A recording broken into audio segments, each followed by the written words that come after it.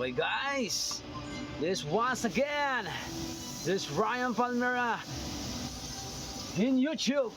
Okay, YouTube na tayo guys. This Ryan Palmera in YouTube.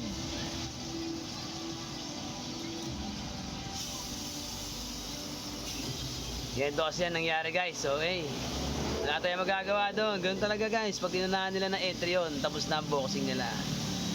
Okay, marami kasi dyan guys nag-buy, nag-open ng market. Anong nangyari? Nag-conso, nag-precoce box sa atin guys. Akala nila uptrend na. Okay, ngayon na nangyari, pagpasok ng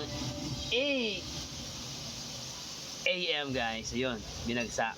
Ito 745 to guys, 745. Dito pa lang sigurado wipe out na sila. Okay, yan sinasabi ko sa kanila guys. Tapos pag may nakita silang nagpa-profit sa pinanggalingan natin guys, okay, i-report nila tayo.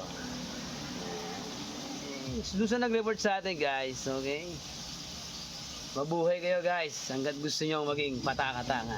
Okay, this once again, this Ryan Palmera, this Strategic Institutional Synchronization SIS Precoce 377 ay muli nating nasaksihan ng kanyang bangis gamit ang ating estratehiya. Sniper Trader of the Philippines. Dito na tayo magkikita-kita guys, okay, palagi sa live sa ating YouTube channel. Hindi na tayo mag-live doon guys kasi natatapakan ng kanilang mga ego. Okay,